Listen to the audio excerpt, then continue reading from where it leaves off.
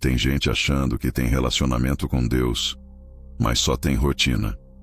Sabe cantar todas as músicas da igreja, mas não reconhece a voz do Espírito.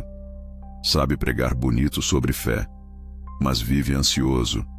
Decora versículos, mas ignora o próprio coração podre. Será que você virou especialista em parecer crente, mas está falido por dentro? Quantas vezes você orou, mas nem acreditava que Deus estava ouvindo? E se hoje o céu te chamasse para prestar contas, o que sobraria depois que tirassem a maquiagem? É espiritual? Hebreus 4:13 já avisou. Todas as coisas estão nuas e patentes aos olhos daquele a quem havemos de prestar contas. Deus não é enganado por performance. E o que vem agora vai te provar isso. Primeira verdade para digerir sem anestesia. Presença na igreja não garante presença de Deus. Dá para estar no templo e não ter altar. Dá para dizer Senhor, Senhor, e ouvir nunca te conheci. A rotina pode até enganar o líder, o irmão da cela, o seguidor do Instagram, mas não engana o Espírito Santo. Se a sua fé virou ritual vazio, você está em perigo, e nem percebeu. Segunda verdade, talento não é termômetro de espiritualidade. O fato de você cantar, pregar ou liderar bem, não significa que Deus está aprovando. Saul ainda estava no trono quando Deus já tinha rejeitado ele. O povo aplaudia, mas o céu já havia virado as costas. E hoje, será que o que você chama de ministério é só entretenimento religioso para esconder a ausência da presença? Terceira verdade, Deus nunca negociou integridade.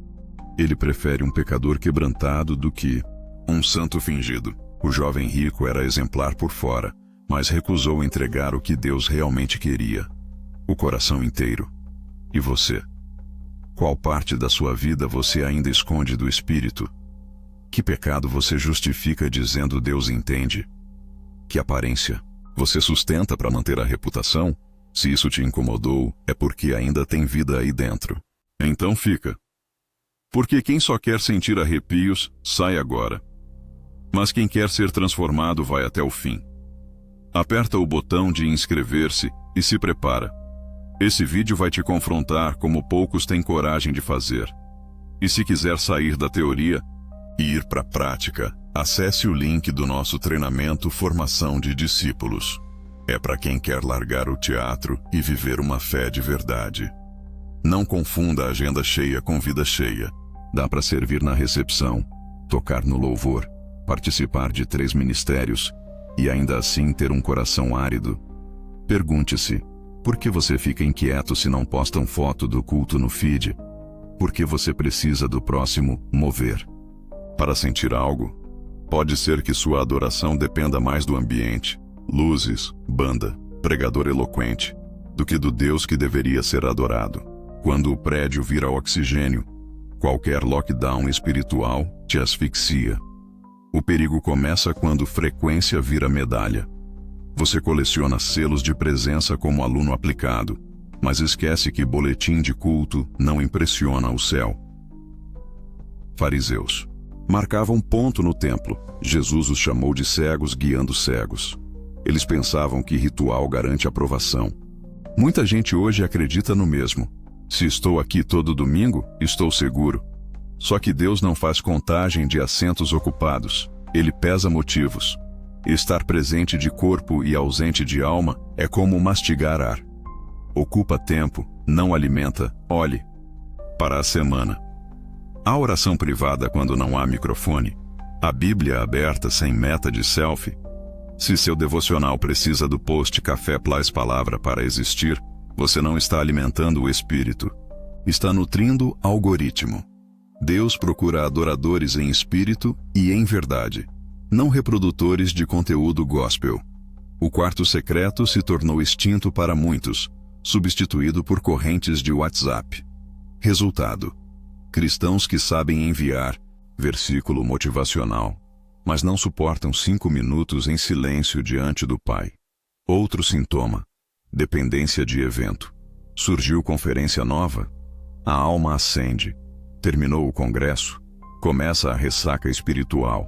Isso revela que seu fogo não é interior, é externo. É como viver de fogos de artifício. Brilha forte, dura pouco, deixa fumaça. Avivamento real não precisa de palco. Queima na madrugada, quando ninguém vê. Se você precisa do próximo culto para sentir Deus, talvez nunca tenha sentido de verdade. Chegou a hora de encarar o espelho. Sua presença constante na igreja está produzindo frutos visíveis de arrependimento e obediência? Ou só produziu repertório de hinos e amigos na cantina? O templo é necessário, sim, mas não substitui o altar interno. O Israel do Antigo Testamento tinha o tabernáculo, mas nem por isso deixou de cair em idolatria. Sem coração rendido, até o Santo dos Santos vira ponto turístico. Relacionamento é mais que endereço de culto, é entrega contínua. Sem isso, todo domingo vira teatro repetido com figurino santo e roteiro vazio. Tem gente que diz: eu sei que estou bem com Deus porque eu sinto Ele. Mas desde quando o sentimento virou termômetro espiritual? Se fosse por isso, o povo que adorou o bezerro de ouro também estava cheio de emoção. Dançaram, cantaram, gritaram, e mesmo assim estavam em pecado. Sentir não é o mesmo que estar alinhado com Deus. E vamos ser sinceros, o que você chama de sentir Deus pode ser só arrepio com música alta ou um fundo de teclado no tom certo. Já parou para pensar nisso? Essa geração transformou experiência em critério de santidade. Se sente algo, acha que está ungido. Se chora no culto, acha que está limpo. Só que até o profeta Elias teve emoções confusas, desejou a morte, se escondeu, duvidou. Emoção não é prova de comunhão. E o diabo sabe disso.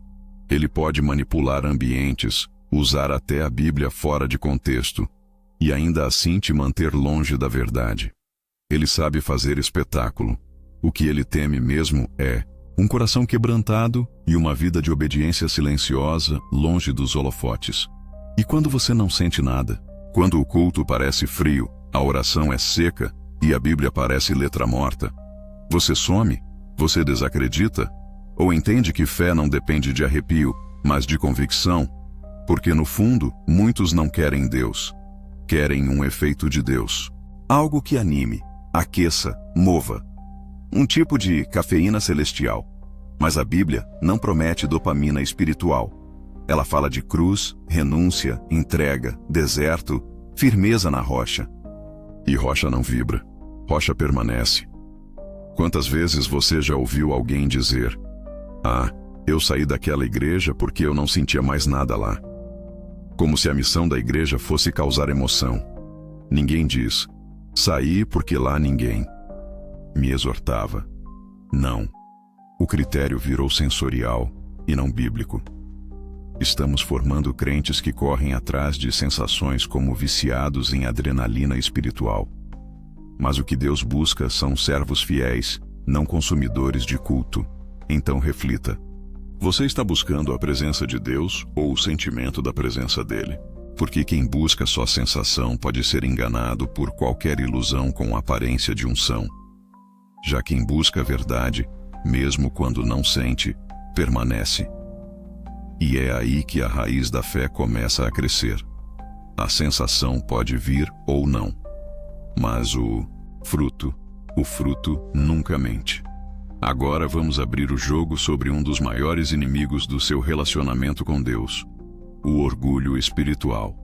Você já percebeu como muitas vezes a gente acha que está bem só porque consegue falar bonito, decorar versículo ou até liderar uma célula? Pois é. Esse é o tipo de orgulho que mata a fé na surdina. O orgulho espiritual é aquela voz interna que diz: eu já sei tudo, eu não preciso de ninguém, eu não erro.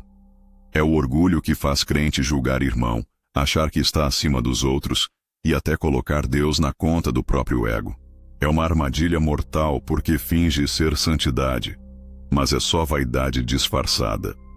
Paulo alertou isso, porque muitos, andando por aí como inimigos da cruz de Cristo, Filipenses 3,18, não dá para brincar com isso. E o pior, esse orgulho se alimenta da aparência, a roupa, a conta no Instagram, o discurso, o Eu oro tanto que minha vida é perfeita. Enquanto isso, por dentro, a alma está seca, distante do arrependimento e completamente cega para o próprio pecado.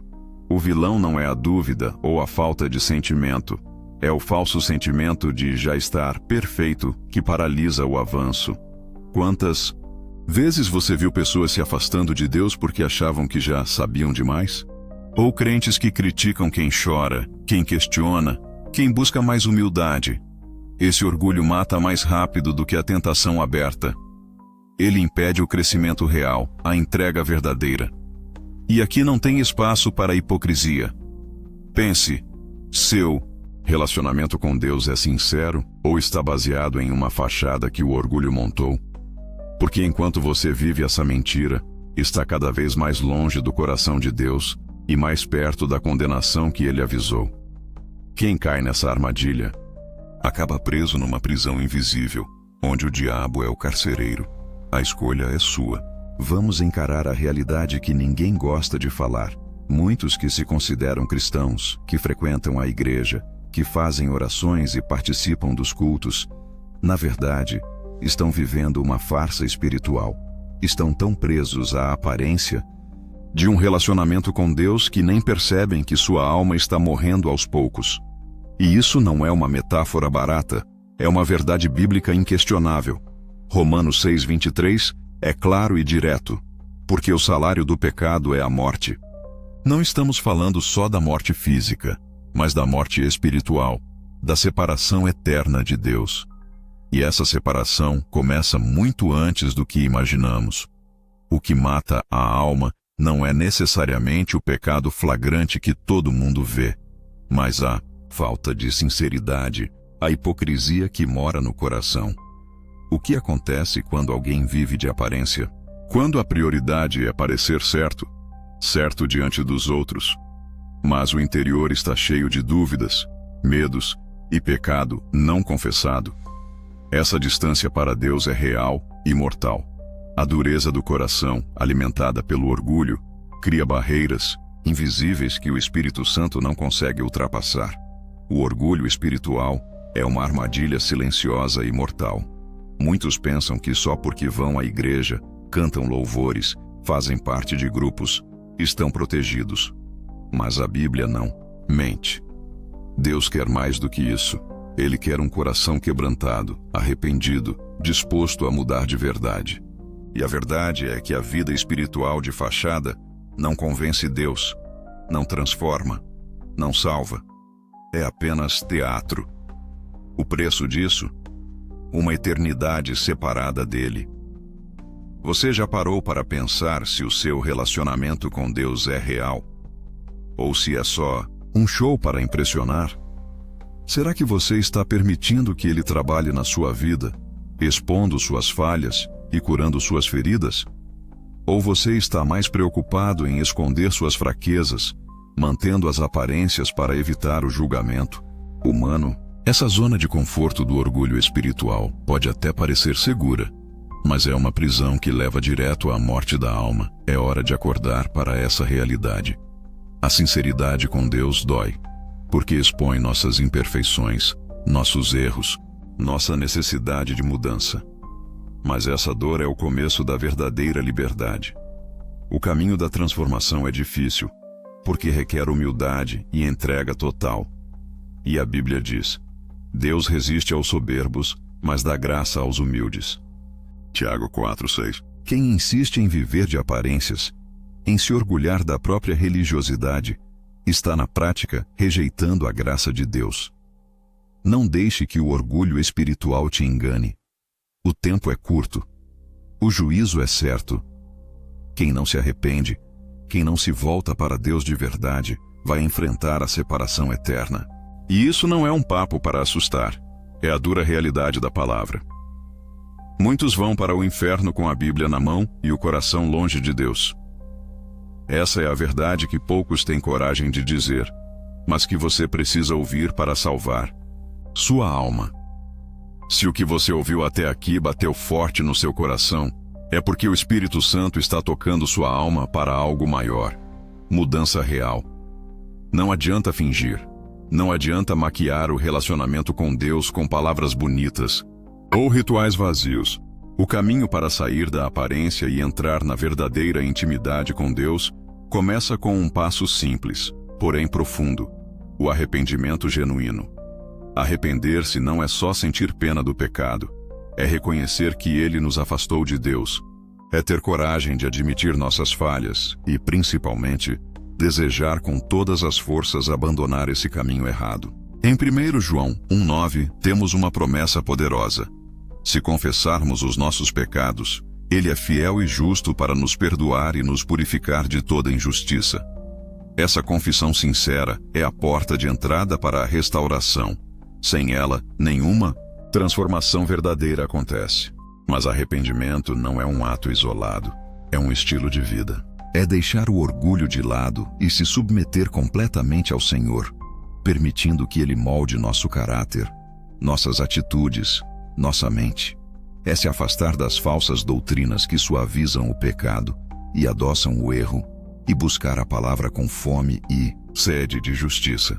A Bíblia deve ser o nosso guia inabalável, a luz que ilumina cada passo, não um livro que abrimos só quando convém. Além disso, precisamos de ação concreta. Não basta querer mudar. É preciso agir. Mudar ambientes, pessoas, hábitos. Buscar comunhão com irmãos que amam a verdade e não têm medo de confrontar. Participar ativamente da igreja que prega a santidade e o arrependimento, não aquela que só promove conforto e aceitação sem limites. O Espírito Santo é o nosso aliado nessa batalha, mas ele não invade corações fechados. Por fim, entenda: o amor de Deus que transforma é aquele que confronta, que disciplina, que corrige com firmeza. Não se engane com discursos que só falam de amor e aceitação, ignorando a necessidade do arrependimento. Esse amor verdadeiro liberta da escravidão do pecado, traz vida abundante e nos reconecta ao propósito original para o qual fomos criados. Escolha esse caminho. Ele é difícil, sim, mas é o único que conduz à vida eterna. O que você escolhe? Um amor doce que corrige ou um amor falso que condena? A teologia do amor que Satanás espalhou é um veneno embalado em perfume suave. Parece bom, parece acolhedor, mas mata a alma. A nova estratégia satânica não é gritante, não é agressiva. Ela entra disfarçada, sorrindo, dizendo: não se preocupe com o pecado, Deus só quer que você se ame.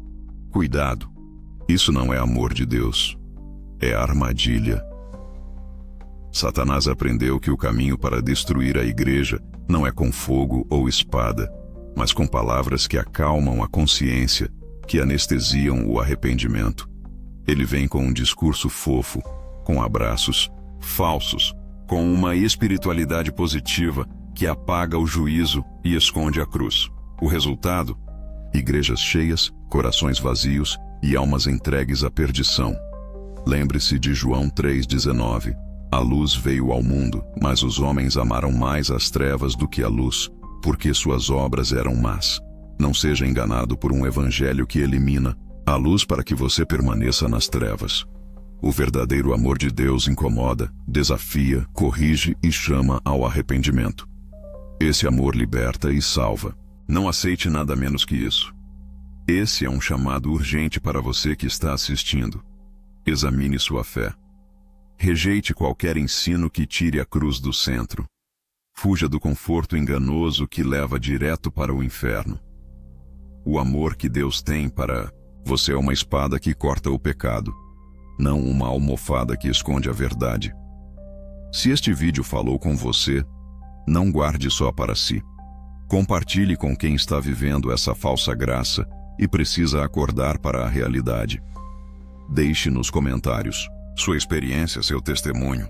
Queremos ouvir você e caminhar juntos rumo à verdadeira liberdade em Cristo. Não esqueça de se inscrever no canal Pensadores da Fé para receber mais conteúdos que denunciam as mentiras que ameaçam nossa fé e revelam a verdade que liberta. Ative o sininho e fique firme na palavra, porque a batalha é real e você não está sozinho. Assista mais conteúdos no canal e permaneça alerta, Porque a fé verdadeira é para os que têm coragem de enfrentar a verdade nua e crua.